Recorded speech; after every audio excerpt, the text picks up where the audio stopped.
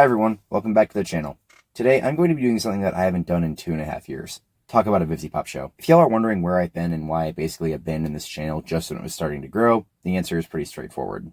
I went to college, and if engineering students are known for anything, it's not having free time for anything, including making YouTube videos about cartoons. That and my interest in Helluva really started to wane due to the show's nosediving quality throughout Season 2, and the lack of any new episodes in about a year. However, with Season 2 of Has-Been coming out and me finally getting a break from school, I feel inspired to talk about Viv's work again. This video was supposed to be my review of Season 2, but before I tackle that, I wanted to talk about a much more pressing issue that's been stuck in my head since I watched Season 1 back in January of 2024. How different the show's characterization of Alastor is compared to how he was in the pilot. Before I get more into this topic, I want to specify that I'm only going to be talking about Alastor's characterization in Season 1. As of the time I'm writing the script for this video, Season 2 is still being released in weekly increments, and there's already way too much to talk about with Alastor in these episodes to fit into this video. That's it! Fuck this! I'll touch more on how Season 2 continued to completely destroy Alastor's character in the dedicated review for that. Yeah, as you could probably guess, I am not a fan of the way that this show chooses to handle Alastor, especially compared to the almost perfect way he was presented in the pilot. The way that he behaves in both versions of the show are so different, it's like they're two completely different characters. One is a suave, charismatic, and threatening villain, and the other is another cookie-cutter VivziePop character. Hey, Baggy? What? The radio demon is at the door.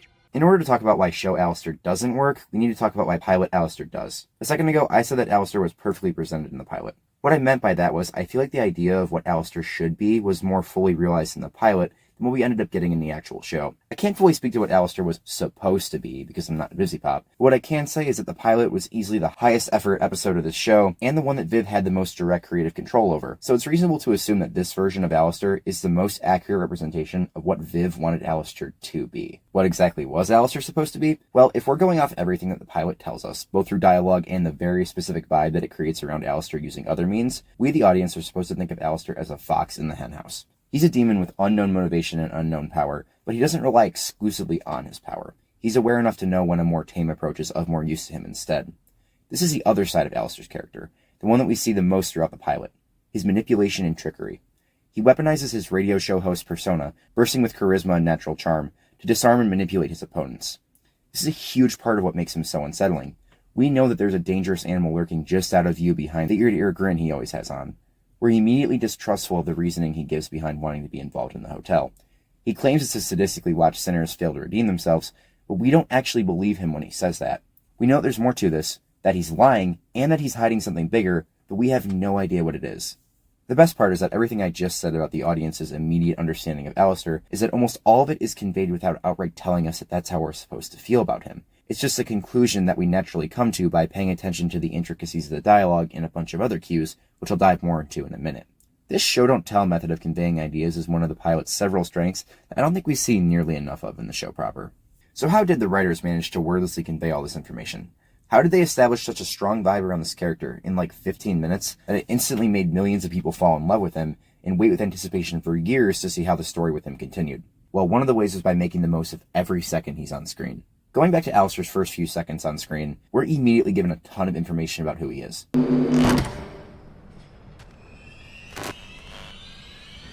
Hello! Oh! Hey, Baggy? What? The radio demon is at the door. What? Who? What should I do? Well, don't let him in.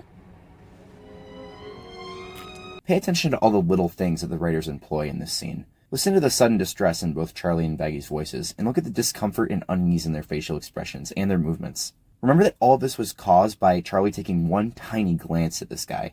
At this point in the show's lore, we don't really know anything about power scaling, but we can take a guess and say that the Princess of Hell is probably pretty high up the totem pole in this universe. For her, with that influence and power, to have this reaction to a character tells us right away that he's a big deal, and it's probably also a big problem. Following this interaction, Charlie lets him in, and he immediately takes command of the conversation. Charlie is barely able to get a word out before he starts talking in that transatlantic accent of his, and he rattles out an entire paragraph of introductory dialogue before getting interrupted by Baggy. Something that the Has-Been Hotel pilot is not good at is its pacing, but I genuinely do feel like the quick speed that Alastor speaks and describes his reasoning for his visit is fitting for what the writers are trying to do here. They're highlighting a personality trait that is very important for Alastor: his showmanship. He immediately directs the attention to himself, and keeps going so that you have no choice but to listen to him. There are several more instances of him dominating the attention of those around him with his presence and speech, and it only serves to add to his motif. Also adding to that vibe are the sound effects they choose to use. In his introductory scene, there's some slow, kinda creepy jazz music that reminds me of an old-timey circus playing in the background, and it works really well for an opening scene. It fits Alastor's more laid-back demeanor and effortless charm in the intro, but also establishes that something about him is creepy and off. You may. Alastor, pleasure to be meeting you, sweetheart. Quite a pleasure. Excuse my sudden visit, but I saw your fiasco on the picture show, and I just couldn't resist. What a performance! They continue doing stuff like this with the sound throughout the entire pilot, constantly throwing in little radio noises around him when he's not talking. Anyone here? Entertainment. So then, even my cause Pure. is to give people a chance to have faith. Do not make a deal with him. This is one of the most important elements that the pilot used to make Alastor feel like a real threatening presence. It felt like he was always emitting energy in waves, like, well, a radio. The show still does this, but I don't think nearly as carefully or as much as it should have. After Vaggie cuts him off, we get one of the best scenes in the entire pilot, which is the first time they used the glitch out effect. At this point, it's well known that Alastor, as he puts it, has a face made for radio and doesn't do well on camera, and causes him to glitch out if he ever does get in front of one. They do this several times in the show, but not to nearly as much effect as this one 10-second scene of it in the pilot. We see Alastor's face darken and his eyes become red and hollow as a heavy tint settles over the screen, making him look that much more menacing. The audio distorts as he finishes his sentence and is replaced by the crackling buzz of a radio as the picture dissolves into a mess of rapidly changing colors and voodoo symbols. Alastor's still smiling face remains visible, flicking in and out of focus and flashing a more terrifying version of himself for a frame or two. You can tell just from watching it through one time the sheer amount of effort that they put into this one tiny sequence to make him look this creepy. We then immediately cut back to Charlie and Vaggie's faces, and we can see that Vaggie, who just stood up to Alastor without a second thought, looks completely dumbstruck and maybe even a little scared. Whatever she was trying to gain by holding Alastor at spear point was completely undone, and once again he has the center stage to keep talking. He would also spend the rest of the episode ragdolling Vaggie around, completely removing any form of upper hand that she ever had. So about 2 minutes into this character's introduction, we already know or can at least infer that he's a threat and most likely a powerful one. We know why he's at the hotel, kind of. He elaborates more on it in a minute, but we have somewhat of an idea. We know what at least one of his powers is, and we also have a pretty good idea of what his motif is with the 1920s radio aesthetic. And what makes us all feel different from how Hazbin Hotel usually is that this rapid-fire disclosure of information doesn't feel rushed or poorly paced. It feels efficient. It feels natural. One of Vaggie's primary character traits is that she's the hotel's protector. Showing the protector of the hotel become immediately defensive and then quickly undermined tells the audience something. It's a pretty easy way to convey information if you think about it, but the show proper still seems to struggle with it. Al then goes on to explain more about why he's actually at the hotel, which is to help them run it. He also gives his motivation for doing so, which is apparently to get sadistic pleasure from watching the hotel patrons fail to redeem themselves. While this is going on, the background music changes from vaguely eerie to a more upbeat, period non-specific tune. You want to help with... This ridiculous thing you're trying to do. This hotel. He's really cranking up the charm here, trying to keep his newfound audience's guards down. As I briefly mentioned earlier, we don't actually trust Alastor's given reasoning at this point in the story. Logically, it does make sense that a powerful demon like him would love to watch sinners try and fail to redeem themselves, but all the show's other cues have completely primed us to be unsure and distrusting of him. Another kind of unrelated thing that this segment shows us is just how funny Alastor can be when he really leans into the radio show host persona. The physical comedy of his movements and the camera cuts are great here. His extremely formal speech clashing with the insane world and characters of hell leads to some really good comedic dialogue moments as well. Keep that point about Alastor's formal speech being a huge part of his character in mind, because it's going to be really important later. Also, the dialogue, music, and display of power choices I praised earlier serve the additional function of creating a nice divide between Alastor's more comedic moments and the moments where we're supposed to take him seriously as a threat. It's hard to write characters that are supposed to be a serious threat for their protagonists, who are also good for the occasional bit of comedy, and I think the writers of the pilot deserve some serious credit for striking this balance so well right out the gate. After Al's explaining, we get an exposition dump from Vaggie about who Alastor actually is, set to some genuinely unsettling images of him at full power. I usually think that exposition dumps where a character just recites information uninterrupted are kind of lazy, but this one handles itself pretty well, all things considered. It puts a fine point on the aspects of his character that we could already guess at, and explains his motif and why he's referred to as the radio demon. I'd say that the most important thing that she says is to Charlie right after, when she calls Alastor a dealmaker, which as we know by now is one of his main abilities. This is another one of those things that was alluded to before it was outright acknowledged. We already got the impression that Alastor was slippery and untrustworthy, so the deal-making feels like a natural evolution of that idea.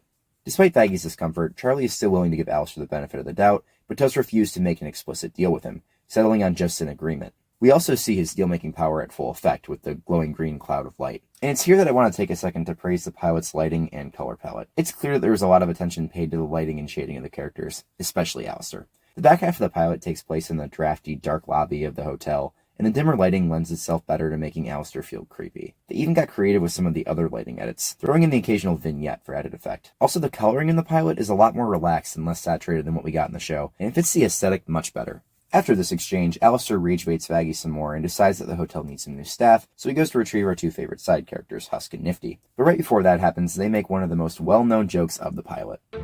And what can you do, my effeminate fellow? I can suck your dick. Ha! No. Your loss. Which, believe it or not, brings up yet another important part of Al's character, which is that he doesn't lose his composure. We saw this a little bit earlier when Vaggie got in his face, and we see more of it later when Husk is acting indignant, but now it feels like as good a time as any to mention it.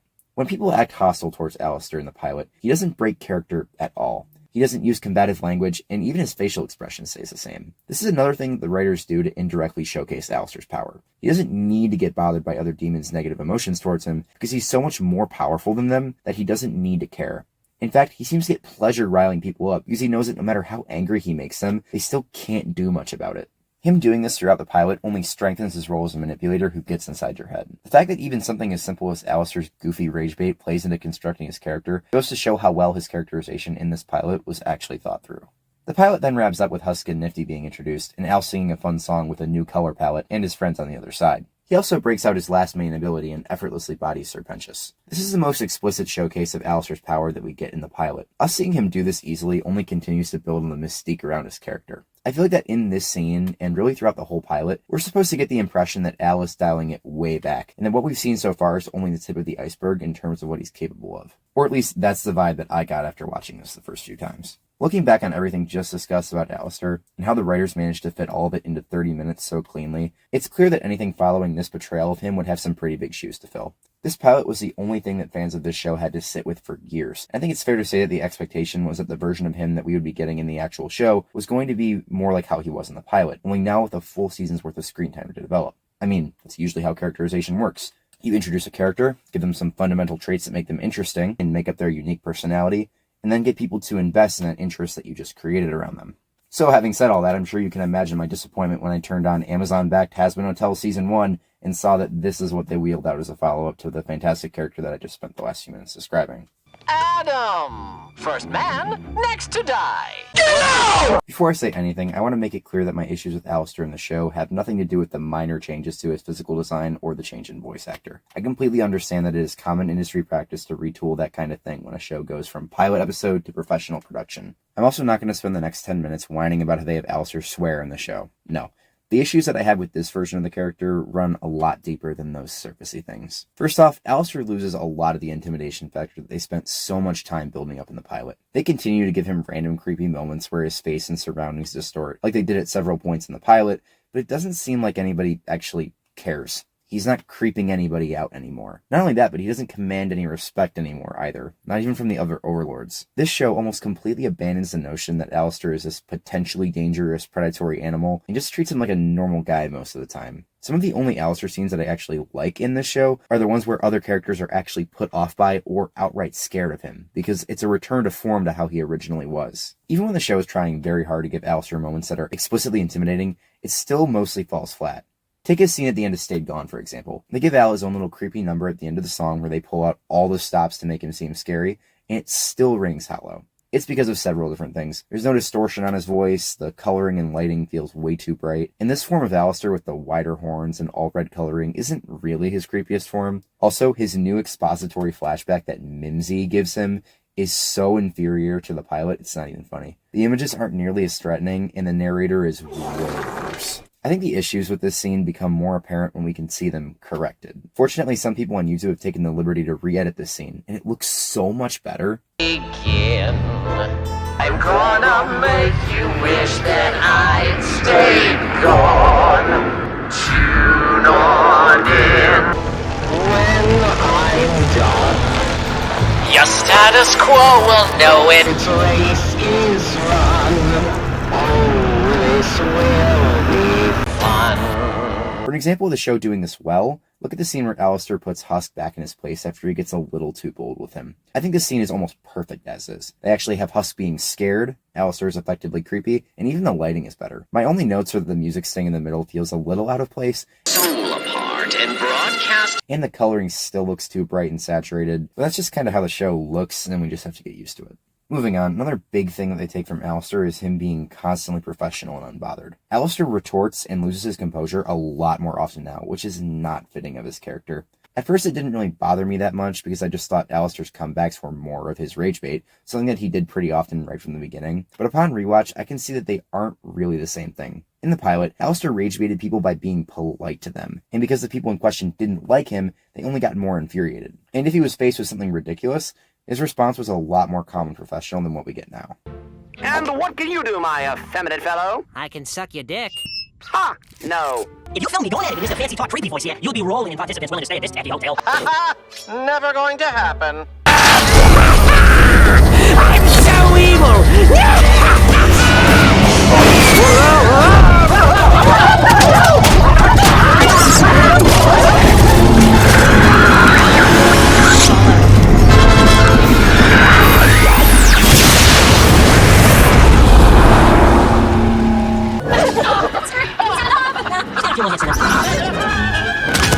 Thanks for another forgettable experience. Remember that he didn't say anything after finishing off Penchus for the first time. He knew that he was way more powerful than Penchus and let the power speak for itself. He didn't say shit like this. A reminder to all, not to mess with the radio demon. I get that Alastor being more directly insulting than passively infuriating is necessary for certain parts of the show. Stayed Gone is basically a roast battle that requires him to respond in that way. His whole conflict with Lucifer wouldn't exist if he acted nonchalant all the time, and some of his clapbacks are actually kind of funny. You are much shorter in real life. Who is this? Who is this man? Are you the bellhop? But it feels like they overdid it so much that they've altered his entire personality, and the result is a much weaker version of the character. Also, about that Lucifer thing, since when did Alastor become Charlie's father figure? That was not something that was even remotely set up, and it's such a weird thing to throw out there for the sake of this dumb rivalry between Alastor and Lucifer. I get they're mostly doing it for comedic value, but it still does not fit Alastor's character, especially the less combative version of him from the pilot. It's so petty for a character whose whole thing is supposed to be that he was completely unbothered by everyone else's bullshit. Last up, I need to talk about Al's fight with Adam and his part in the ending song. Let the slaughter begin. I'm about to end your fucking life. Shut your fucking mouth! It's not great. Alright, I know I said in the beginning that I wasn't going to complain about the fact that they have Alastor swear now, but I really do need to mention it at least once, because it literally makes no sense. Out of all the characters in the show, Alastor is the only one that should not use any profanity whatsoever. Dialogue is an extremely important part of how characters behave in media, because the way that someone chooses to speak gives away a lot about their mentalities and their backgrounds. Alastor is a radio show host from the 1920s. His air of formality and professionalism is a direct result of this, and the pilot did an amazing job emphasizing it. Nobody else in hell talks like Alastor does. It was one of the main things that made his character distinct and stand out in the show setting. The show having Alastor not adhere to this robs him of one of the things that made him distinct. And seeing as they also took away his more understated implied power, that leaves very little separating Alastor from the vast catalog of skinny, twinkish, Tumblr sexy men in Bipsy Pop's lineup. On top of all of that, having Alastor cuss all the time leaves a massive missed opportunity, which is that you could shock the audience and make us pay attention to important moments by having him break character. When Adam is fighting Alastor in the season finale, we get this exchange. I'm gonna wipe that shit-eating grin off your face, cause radio is fucking dead! What just happened? Fuck.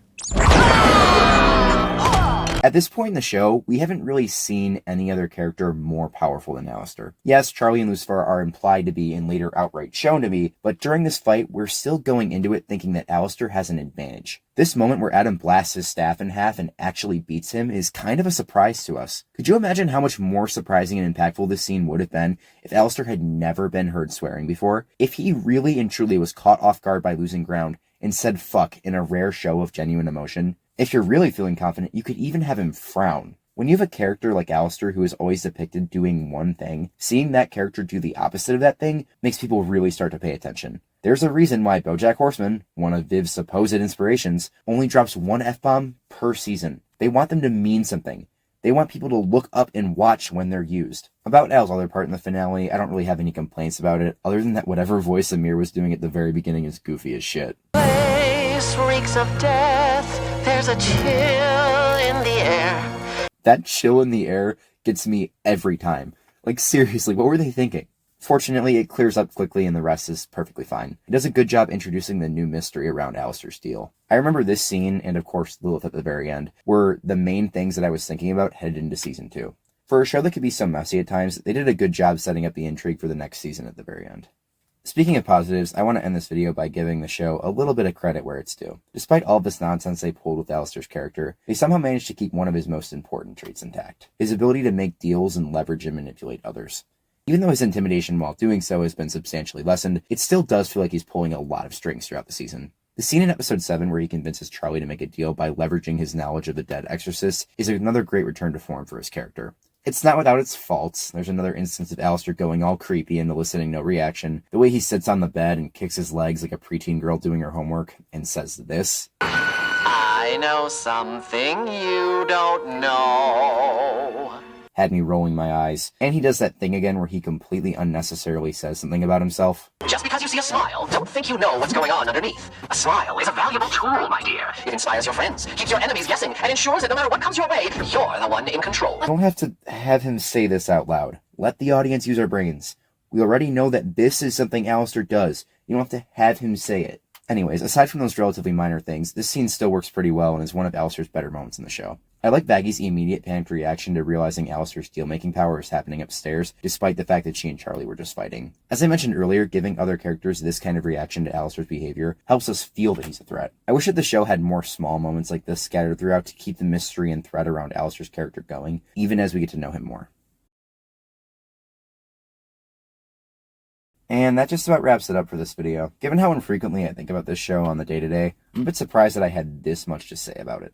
I guess watching season 2 and then going back to rewatch the pilot out of nostalgia reminded me of just how cool and exciting I used to find Alastor, and how real my disappointment was that we didn't get to see more of this version that we all originally became attached to. When my initial reaction to Al's portrayal in the show was averse, I thought it was just me not being used to the change and having a huge attachment to the pilot. For over 4 years, the Has Been Hotel pilot was the only thing that existed around the show, and I had seen it dozens of times by the time the show came out. That made it really easy to place it on a pedestal, and I tried to be aware of that as I watched the actual show. But after watching both portrayals over and over again, it became clear that one was far better. From both a character writing and narrative perspective, I really do wish that Bipsy Pop was better at listening to her fan base. Sometimes it feels like she's determined to do the opposite of what people actually want, cutting out the strongest parts of her ideas and doubling down on the things that people critique. I guess it's an easy mentality to have when you'll still retain a massive fan base who will endlessly validate you, regardless of what decisions you end up making.